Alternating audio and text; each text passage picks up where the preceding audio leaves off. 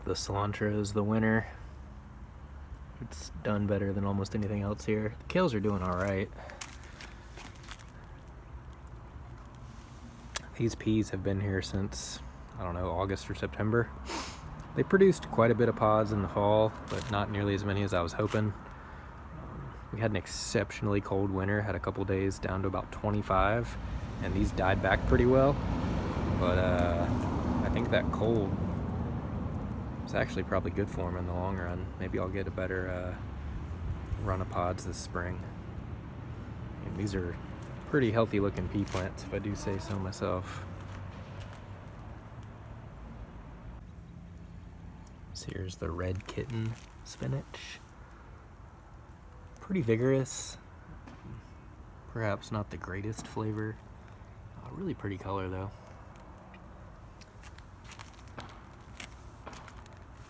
Gigantic Brussels sprout thing at the top.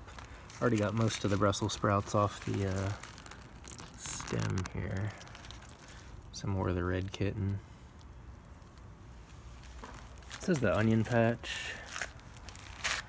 These are red onions. These were from sets, not seed, so they're probably going to be smaller bulbs, but they will be ready faster, I think. Did about 400 onions this year. About half from seed and half from sets. This is over at the fruit orchard where I don't normally film.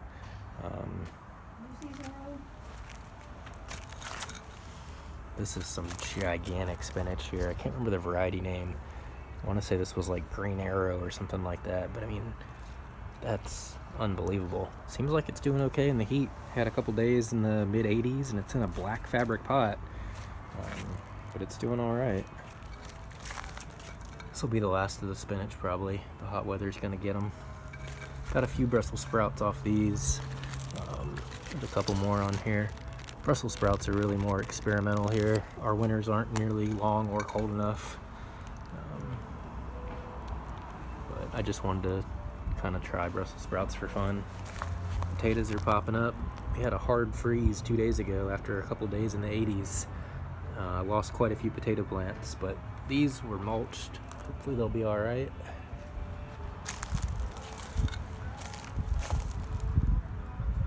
A little strawberry with some onions. Look at that farm dog. He's guarding the orchard today.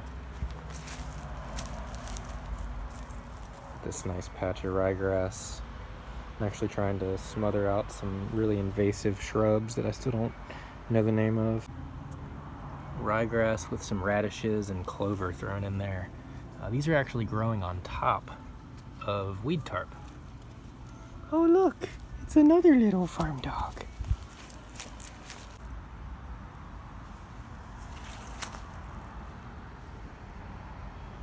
Can you move? You're so little. You're so little. Zoro, come say hi. We got 2 farm dogs now. 2 farm dogs.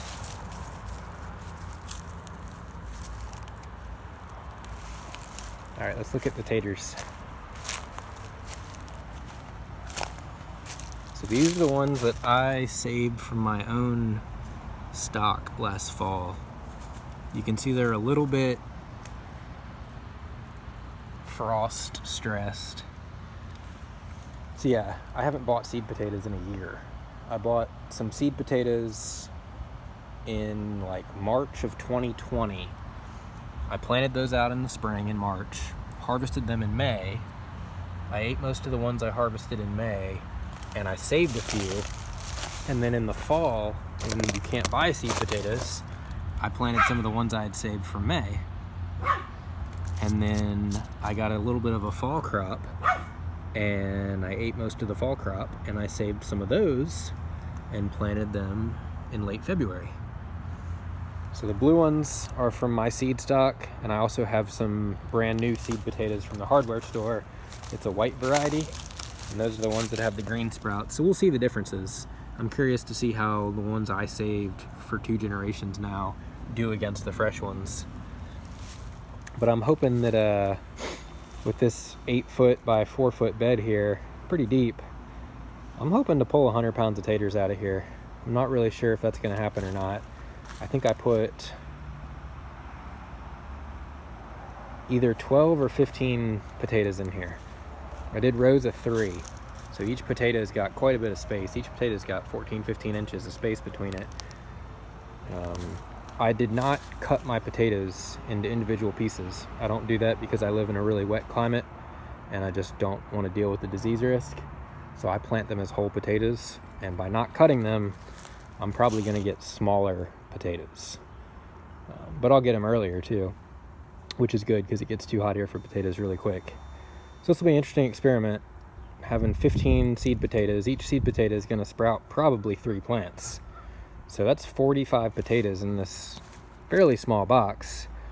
If each plant makes 2 pounds, I'll have 100 pounds of taters. But with them so closely spaced, each plant might only make 1 pound or so. It'll be interesting to see though. I think I have a new obsession with ryegrass as a winter cover crop.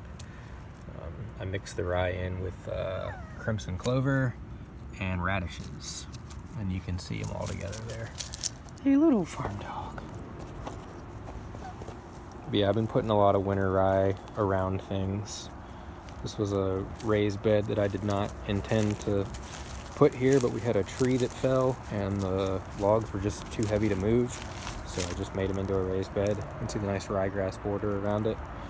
It's in deep shade, so it's hard for anything to really grow here. I got peas back here right now and a little bit of asparagus, but not particularly productive, but due to the shade. Just wanted to show you all the grass. This is a new apple tree I just put in. It's in deep shade, so I'm hoping it'll be able to tolerate our summers a little better. I'm also going to keep it cover cropped with something green around it all summer to try to hold moisture in the soil. And with it being in the shade, maybe it'll make it. Apples are a really bad idea here just because it's too hot, but I'm stubborn. This is my Muscadine Grapevine. It's actually 2 of them. Haven't yet put on their leaves for the spring, but they will be doing that very shortly. It's going to probably take over the second portion of the arbor this year, which is nice.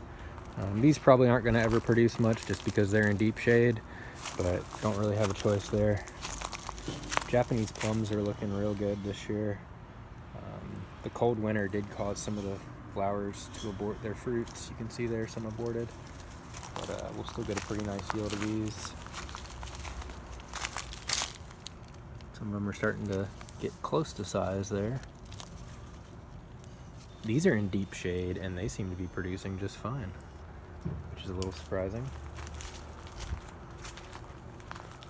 I can't remember which tree made more fruits last year, but it was like one of those 80-20 rule things last year.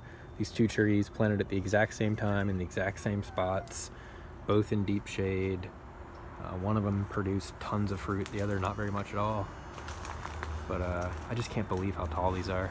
I'm convinced that the oak trees are nursing these through mycorrhizal associations in the roots, because I've never fertilized these things ever. I don't water them. And the fact that these are doing so well, growing much faster than similar aged loquats that are in full sun at my house. These are just doing phenomenal. And the only explanation I have for it is that the oak trees they're under are nursing them. These are very old oaks from the 1950s, and these oaks are probably at a point in their life where they're no longer trying to compete with understory. They're now nursing the next generation, which is really cool to see. So I butchered my wild apple tree trying to graft branches of a cultivar onto it. Turns out I'm really bad at arts and crafts and fine motor movements, so grafting thin little apple tree branches was a nightmare. I'm sure the wild tree will survive and be just fine, but this is the one that I butchered from the store. I hacked almost every single branch off of this and tried to graft them onto this, and I don't think a single one's going to take. I did some of them with the tree seal stuff, I did some of them with electrical tape, some of them with saran wrap, but I tried to do the whip and tongue graft, and I probably should have just tried regular splice grafts. I tried to do whip and tongue and I was really bad at it. I'm just not good at stuff like that, but we shall see what happens. If we get 1 or 2 branches on here that, you know, take, at least we'll have 1 or 2 branches with grocery store fruits. But now that we got a second apple tree in the back, I was just showing y'all, at least we'll get some crab apples off this giant one, as long as we have some bee activity. This peach is putting on its blooms for the year. This is a new peach. Got some nice ryegrass around it, some clover. Still got some issues with the Sida. I'm trying to cover crop out the prickly Sida. It's the worst weed I've ever dealt with. Still haven't hacked down this goji berry, but it's now surrounded by fruit trees and I'm ready for it just to go away. This peach tree is 2 years old and it's starting to put on flowers.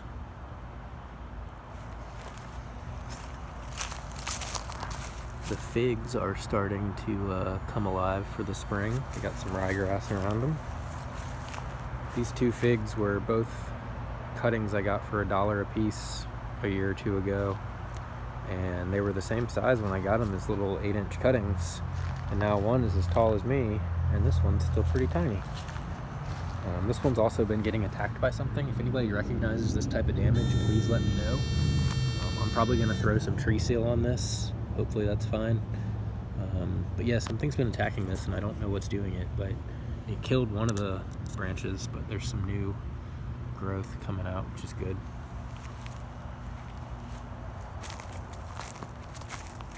There's some peas along the fence line back here. This grapefruit tree in full shade is not particularly happy, but it survived the winter, so that's a good start.